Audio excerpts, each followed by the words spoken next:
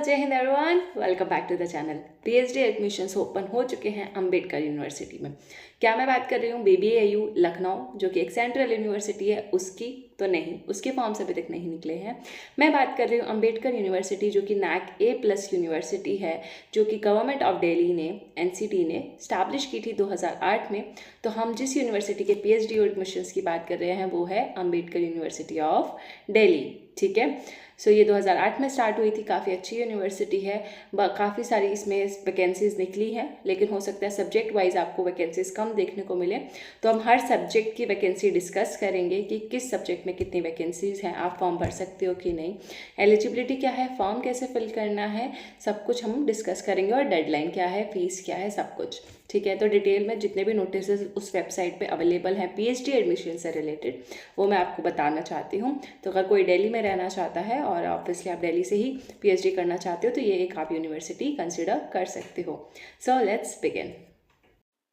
सबसे पहले आपको अम्बेडकर यूनिवर्सिटी की वेबसाइट पे जाना है, जो कि कुछ इस तरीके से दिखेगी। यहाँ पे आपको स्टार्ट डेट दिख रही है 4 नवंबर 2024 को ये फॉर्म स्टार्ट हो गया था। ऑल्दो मेरे को टाइम नहीं मिल पाया तो मैं वीडियो नहीं बना पाई, फिर मेरे को लगा कि अभी 26 नवंबर तक है लास्ट डेट, तो हम कभी भी वीडियो बना के इन्फॉर्म कर सकते हैं। तो 26 नवंबर को लास्ट डेट है। रेगुलेशंस देखेंगे, नोटिस देखेंगे, सीट मैट्रिक्स देखेंगे कि कितनी सीट्स निकली है। ऑनलाइन एप्लीकेशन फॉर्म भरने का भी लिंक यही है, तो इसका लिंक आपको डिस्क्रिप्शन में या कमेंट सेक्शन में मैं पिन कर दूंगी, सब कुछ वहीं मिल जाएगा, बुलेटिन ऑफ इन्फॉर्मेशन और एप्लीकेशन फॉर्म इंस्ट्रक्शन। तो ये सारे लिंक्स अभी हम एक एक करके देखने वाले हैं। ठीक है, तो सबसे पहले बात करते हैं सीट मैट्रिक्स की। तो सीट मैट्रिक्स में अगर आप पहले देख लो आपके पास कितनी सीट्स हैं, फिर आप डिसाइड करना आपको फॉर्म भरना चाहिए या फिर नहीं। अच्छा सुनो, सीट मैट्रिक्स देखने से पहले अब आपको लग रहा होगा कि मैम ये सारे सब्जेक्ट्स हैं, लेकिन इसमें तो ऐसे सब्जेक्ट है ही नहीं जिसमें मैंने नेट क्लियर किया है, जिसमें मैंने MA और BA किया है, तो क्या उन सब्जेक्ट्स में आप PhD नहीं करवाई जाती? कि सिर्फ ये मैनेजमेंट है, PhD इन इकोनॉमिक्स है, PhD in women and gender studies है, तो इसी में होगा। तो इस पहले ही मैं आपको क्लियर कर दूं कि अभी थोड़ी देर में मैं आपको बताने वाली हूँ कि कौन कौन से सब्जेक्ट्स जो हैं इसमें भी अप्लाई कर सकते हैं। फॉर एग्जांपल पॉलिटिकल साइंस का यहाँ पे डिपार्टमेंट नहीं है, यहाँ पे आपको दिख रहा होगा कहीं पे भी पॉलिटिकल साइंस नहीं लिखा, लेकिन अगर आपका नेट पॉलिटिकल साइंस में है या MA पॉल साइंस है, तब भी आप इनमें से किसी में अप्लाई कर सकते हो। ठीक है, अब किन किन में आप अप्लाई कर सकते हो, ये 3-4 डिपार्टमेंट्स हैं जहाँ पे पॉल साइंस वाले भी अप्लाई कर सकते हैं, चाहे PhD इन पॉल साइंस कहीं लिखा नहीं है। वैसी और भी सब्जेक्ट्स हैं जहाँ पे कुछ चीज़ें नहीं लिखी हैं, पर वो भी अप्लाई कर सकते हैं। ये मैंने बस एक छोटा सा एग्जाम्पल दिया। तो वीडियो के एंड तक रहना, तो आपको पता चलेगा कि कौन सा सब्जेक्ट्स किस डिपार्टमेंट में एलिजिबल हो सकता है। तो पीएचडी जो मैनेजमेंट से करना चाहते हैं उनके लिए 7 सीट्स निकली हैं टोटल। एसटी के लिए 1, SC के लिए 1, ओबीसी के लिए 2, ईडब्ल्यूएस के लिए 1 और यूआर के लिए 2। ठीक है, और पीडब्ल्यूडी कैंडिडेट्स के लिए कोई सीट्स नहीं है। देन अगर आप पीएचडी करना चाहते हैं फिल्म स्टडीज, लिटरेरी या परफॉर्मेंस स्टडीज से, तो आप सबके लिए यहाँ पे एक एक सीट है, और एक सीट किसकी निकली है, बस ओबीसी कैटेगरी के लिए निकली है। और डेवलपमेंट स्टडीज में एक सीट निकली है, यहाँ पे भी ओबीसी के लिए। परफॉर्मेंस स्टडीज में यहाँ पे आपको एसटी के लिए एक सीट निकली है। ठीक है, तो अगर आपके पास ये कैटेगरी है तभी आप भरो, वरना मत भरो। ठीक है, and you can skip the further video. Then education studies में पीएचडी एजुकेशन की बात करें तो 10 सीट्स हैं। एसटी के लिए 1, एससी के लिए 2, ओबीसी के लिए 2, ईडब्ल्यूएस के लिए एक भी सीट नहीं है, और यूआर अगर आप जनरल कैटेगरी से हो तो 4 सीट है पीएचडी एजुकेशन में। फिर इसके बाद और एक पीडब्ल्यूडी की भी सीट्स है ईडब्ल्यूएस कैटेगरी में। देन बात करें पब्लिक पॉलिसी एंड गवर्नेंस, तो पब्लिक हेल्थ से जो पीएचडी करना चाहते हैं 4 सीट्स हैं। एसटी के लिए एक भी नहीं है, तो आप एसटी हो तो फॉर्म मत भरो। एससी ओबीसी के लिए 1 है, यूआर के लिए 2 सीट्स हैं, और पीडब्ल्यूडी के लिए एक भी सीट नहीं है। Then school of global affairs urban studies, PhD urban studies से करना चाहते हो, 10 सीट्स निकली हैं, बहुत अच्छी है अपॉर्चुनिटी है यहाँ पे। ठीक है, तो 10 सीट्स हैं, 10 में भी एसटी के लिए तो बेचारों के लिए एक भी नहीं है, एससी के लिए 1 है, ओबीसी के लिए 2 है, ईडब्ल्यूएस के लिए 1 है, और यूआर के लिए 5 सीट्स हैं। तो जनरल कैटेगरी के लिए ज्यादा सीट्स निकली है भाई, तो अप्लाई कर सकते हो। ठीक है, कहाँ पे, या अर्बन स्टडीज में पीएचडी करने के लिए। और पीडब्ल्यूडी में जो ओबीसी कैंडिडेट्स है उनके लिए एक सीट है। देन बात करें स्कूल ऑफ ह्यूमन इकोलॉजी, तो ह्यूमन इकोलॉजी में 10 सीट्स हैं, एक एसटी के लिए, एक एससी के लिए, 2 ओबीसी के लिए, 4 यूआर कैटेगरी के लिए, और एक पीडब्ल्यूडी में अगर कोई जनरल का है और उसका एक सीट। देन बात करें स्कूल ऑफ ह्यूमन स्टडीज, जिसमें हमारा आ जाता है ह्यूमैनिटीज वाले ग्राउंड में, जो वुमेन एंड जेंडर स्टडीज के लिए। तो वुमेन एंड जेंडर स्टडीज में सिर्फ एक ही सीट निकली है, वो भी ईडब्ल्यूएस कैटेगरी के लिए है, तो आप भर सकते हो।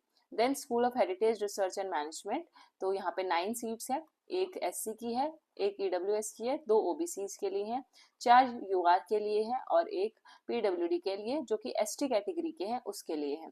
तो ये किसके लिए, हेरिटेज स्टडीज के लिए है। देन बात करें इकोनॉमिक्स, इकोनॉमिक्स में 5 और यहाँ पे एससी के लिए 1, ओबीसी के लिए 1, ईडब्ल्यूएस के लिए 1, यूआर के लिए 2 और बाकी 0 है। देन हिस्ट्री जो करना चाहते, पीएचडी इन हिस्ट्री, तो 4 सीट्स हैं, अच्छी अपॉर्चुनिटी है, एक एससी और ओबीसी के लिए और 2 यूआर कैटेगरी के लिए, तो भर सकते हो क्योंकि यहाँ पे अभी इतना लोगों को नहीं पता होगा। तो अगर आप 2 सीट के लिए भी कम्पीट कर रहे हो तो मतलब आपकी जो कंपटीशन है वो कम ही होगा एक तरीके से माना जाए।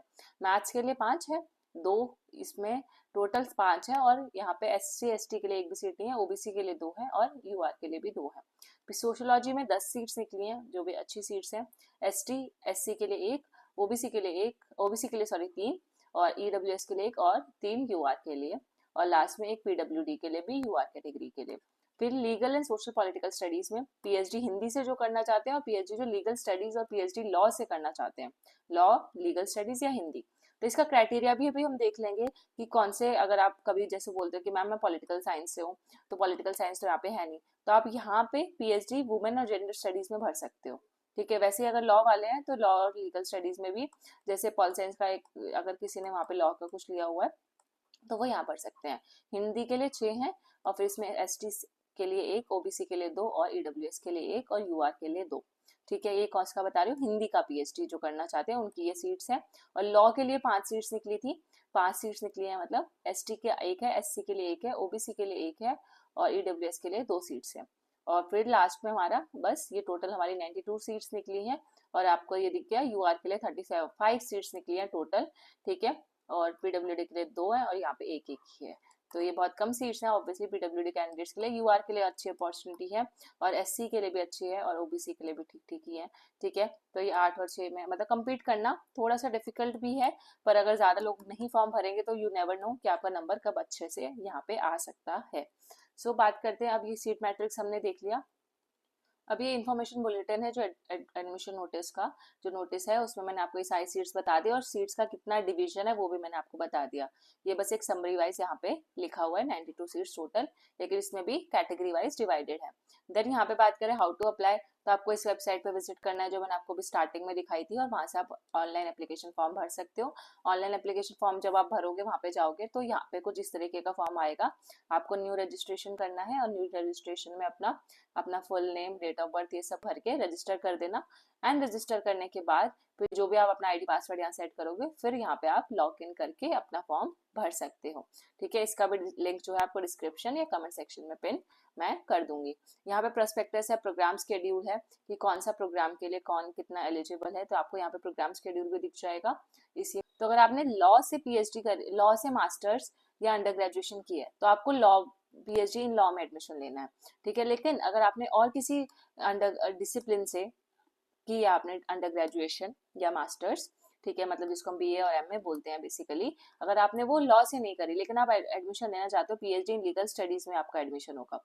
लॉ वालों का अगर आपका लॉ से एलएलबी वगैरह है तो PhD in law, PhD in legal studies बाकी सोशल साइंसेज और ह्यूमैनिटीज वाले लीगल स्टडीज में भी पीएचडी कर सकते हैं। ठीक है, pol science and all. Then बस यहाँ पे आप वो देख लेना कि इनका रिसर्च एरिया क्या क्या है, किस किस एरिया में ये रिसर्च कराते हैं इस प्रोग्राम में जाके, ताकि आपको एक आइडिया हो जाए कि अच्छा मेरे को रिसर्च प्रपोजल ऐसा बनाना है। फिर नंबर ऑफ सीट्स जो है इंक्रीज और डिक्रीज हो सकती है, जरूरी नहीं है कि जितना लिखा है उतना ही हो, टेंटेटिव है ये, सीट्स बाद में इंक्रीज भी हो सकती है, तो आप फॉर्म तो भर ही देना। मतलब अपने रिस्क पे फॉर्म भर लो, अगर आपको लग रहा है कि मैं एक ही सीट है तो क्या ही कम्पीट करूं, और अगर लग रहा है कि नहीं मैं इसी कॉलेज का स्टूडेंट हूँ या यहाँ से मेरे को मिल सकता है एडमिशन और मेरा रिसर्च प्रपोजल बहुत अच्छा है, तो आप अप्लाई जरूर से करो। फिर एलिजिबिलिटी क्राइटेरिया की बात करें तो ऑब्वियसली मास्टर्स होना चाहिए, 4 साल का भी मास्टर्स हो सकता है आपका, 2 सेमेस्टर वाला जो होता है, मतलब 2 साल का भी हो सकता है, 4 साल और 4 साल या 8 सेमेस्टर्स। ठीक है, फिर 55% मार्क्स होने चाहिए आपके एमए में, 5% रिलैक्सेशन है एसटी एसटी ओबीसी और ईडब्ल्यूएस वालों के लिए, मतलब उनके लिए 50% का क्राइटेरिया है, वही सारी चीजें। और अगर आप इनमें से हो और आपको रिलैक्सेशन भी चाहिए तो अगर आपका बैचलर्स डिग्री है उसमें बैचलर डिग्री में मिनिमम 75% मार्क्स होने चाहिए इन एग्रीगेशन, मतलब अगर आपने 4 साल वाली बैचलर्स की है तो। ठीक है, वही अगर मान लें उसमें भी 5% रिलैक्सेशन इसके लिए है, और वैसे बीए में भी आपके 55% से ही ऊपर होने चाहिए। लेकिन अगर 4 साल वाला बीए किया है तब 75% वाला क्राइटेरिया है। और अगर आपकी एमफिल, अगर आपके टाइम पे एमफिल थी, अब तो एमफिल हट गई है, तो अगर एमफिल में भी आपके 55% मार्क्स होने चाहिए।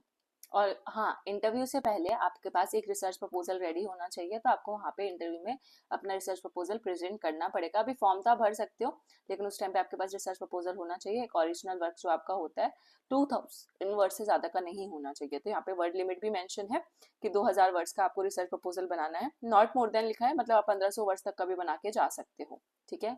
2000 या 1500 वर्ष तक का बना, उससे ज्यादा नहीं, ठीक है। अगर आप जीआरएफ कैटेगरी के अंदर एडमिशन लेना चाहते हो तो 7 नवंबर को जो यूजीसी का नोटिफिकेशन आया था उसके अकॉर्डिंग आप एडमिशन ले सकते हो यहाँ पे, ठीक है। कि मतलब आपके जीआरएफ जो है कितने साल के लिए वैलिड होता है, 3 साल के लिए, तो आपका जीआरएफ को उससे ज्यादा टाइम नहीं होना चाहिए।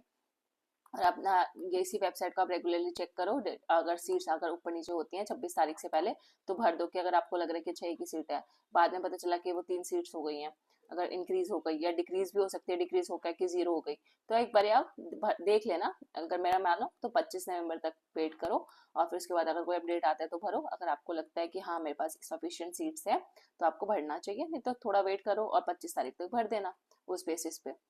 फिर 30% वेटेज दिया जाएगा इंटरव्यू को, और बाकी आपका 70% वेटेज जो है आपका टेस्ट स्कोर्स को मिलेगा। जो भी आपका नेट क्लियर है, जीआरएफ क्लियर है, जो एंट्रेंस क्लियर है, तो एंट्रेंस आपका एनटीए वाला ही माना जाएगा, जो भी एनटीए ने एंट्रेंस कंडक्ट कराया था 2024 में, तो उसी के बेसिस पे आपके मार्क्स कैलकुलेट होंगे, तो उसका 70% वेटेज मिलेगा। फिर बात करें वेरी वेरी इंपॉर्टेंट फीस की, तो यूआर कैटेगरी और ओबीसी में भी जो नॉन क्रीमी लेयर्स है उनके लिए 840 फीस है, और बाकी कैटेगरीज के लिए एससी एसटी ईडब्ल्यूएस और पीडब्ल्यूडी कैंडिडेट्स के लिए 450 की फीस है। तो अब ये फीस क्राइटेरिया भी आपने देख लिया।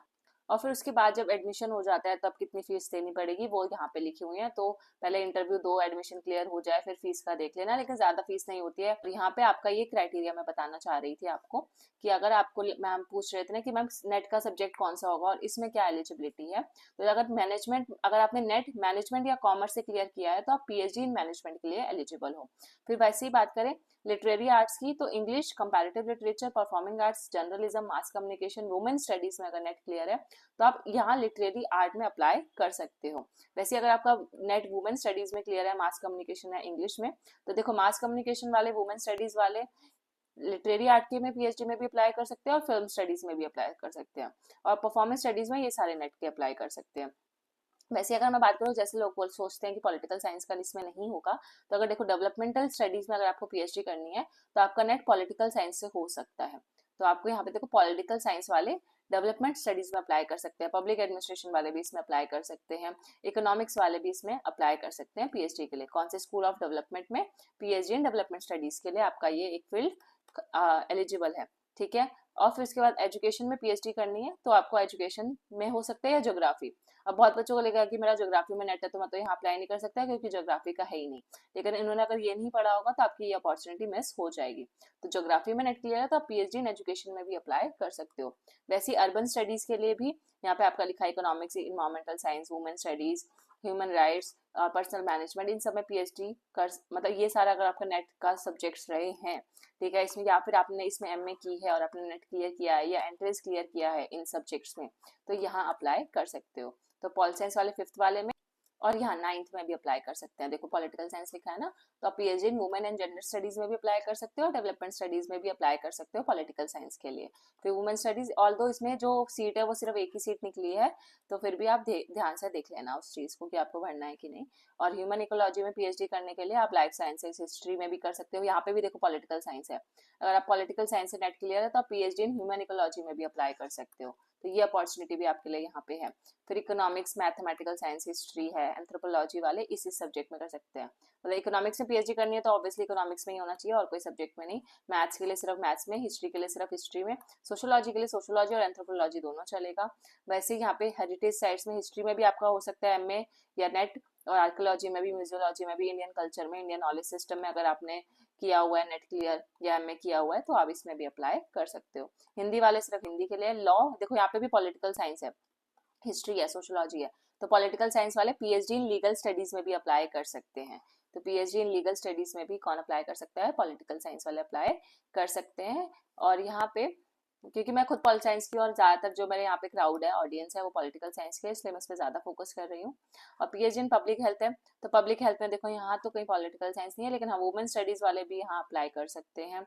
साइंस पब्लिक एडमिनिस्ट्रेशन वाले PhD in health study public health में अप्लाई कर सकते हैं। पॉलिटिकल साइंस यहाँ पे भी है, ये दिख गया मुझे। फिर फिलोसफी वाले, साइकोलॉजी वाले, सोशोलॉजी, हिस्ट्री। तो पीएचडी अगर आपको पब्लिक हेल्थ में करनी है, जिसमें ये school of public policy and governance है, तो obviously public policy and governance pol science वाले भी पढ़ते हैं, तो आप यहाँ पे भी अप्लाई कर सकते हो। तो अगर सिर्फ आपका पॉल साइंस भी है तो आपका देखो कितनी सारी अपॉर्चुनिटीज यहाँ खुल जाती हैं। बस हर सीट का आप वो सीट मैट्रिक्स देख लेना, जो मैंने आपको थोड़ी देर पहले बताया था कि किसमें कितनी सीट्स अवेलेबल है, उस हिसाब से आप फॉर्म भरना। तो यहाँ पे कम्युनिटी जर्नलिज्म ये सब है।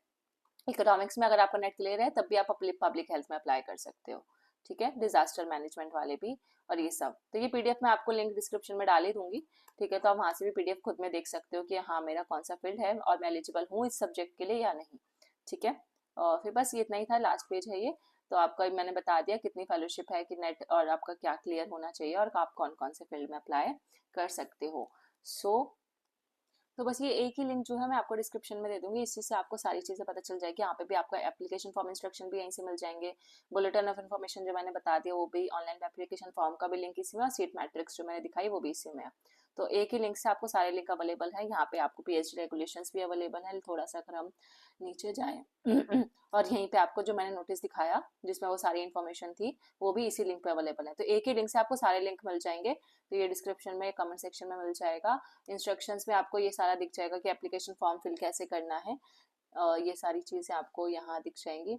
और कोई अगर पेमेंट में डिले होता है तब क्या करना है, रजिस्टर ईमेल आईडी कैसी होनी चाहिए, सिग्नेचर और फोटो का ये साइज लिमिट कितना होना चाहिए, कौन कौन से डॉक्यूमेंट्स आपको लगेंगे, वो यहाँ सारे लिखे हुए हैं। देन अपार्ट फ्रॉम इट यहाँ पे आपको पेमेंट गेटवे कौन सा है, और अगर कोई क्वेरी आती है या पेमेंट डिले हो जाती है ना, फॉर्म नहीं भर पाते, तो ये हेल्पलाइन नंबर है, टाइमिंग्स यहाँ पे लिखी हुई हैं 4 बजे तक, ठीक है। यहाँ ये ईमेल एड्रेस लिखा हुआ है आपको, ये डॉट करके लिखा हुआ है पर आपको डॉट डालना है, ठीक है। DOT लिखना नहीं है, admission@OAUDAC.in, ठीक है। तो ये इनका ईमेल एड्रेस है जो आप अपने उसमें डालोगे। बाकी जो 16 मई को पीएचडी नोटिस आया था इसका, अम्बेडकर यूनिवर्सिटी का, दिल्ली में, तो आपको ये सबने पढ़ लिया था ऑलमोस्ट, और मैंने अपने चैनल पे भी बताया था। बेसिकली जो एलिजिबल है, जो इस बार आपका नेट जेआरएफ का रिजल्ट आया ना 2024 वाला, उसमें आपके पास एक कैटेगरी 3 भी हो गया, एडमिशन टू पीएचडी ओनली, ठीक है। तो आप उसमें ही एलिजिबल हो। तो एंट्रेंस कंडक्ट नहीं करवा रही है ये यूनिवर्सिटी खुद का। आपका जो अभी वाला रिजल्ट था 2024 का, उसी के बेसिस पे आपको नेट, जेआरएफ और एडमिशन ले सकते हो। जेआरएफ अगर आपका जरूरी नहीं है कि 2024 में ही हो, उससे पहले का भी है या नेट पहले का भी है, तब भी आप एलिजिबल हो, ठीक है। और एडमिट्रेंस के लिए तो यहाँ पे ये तो ईजी है, ये तो सबको पता ही था, ठीक है। बाकी इसमें कुछ ऐसा समझाने वाला है नहीं।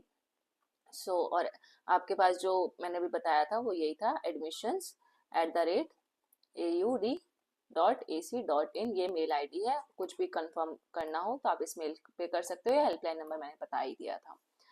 बस इतना ही मुझे इसके लेक्चर में बताना था।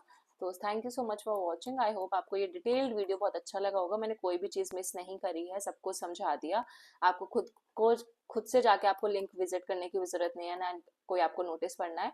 जितना था मैंने सब बता दिया है। अब आपके ऊपर है आपको फॉर्म भरना है या नहीं, और फॉर्म का लिंक डिस्क्रिप्शन में मिल जाएगा। टेलीग्राम ग्रुप ज्वाइन कर सकते हो, वहाँ पे कोई क्वेरी है तो पूछ सकते हो।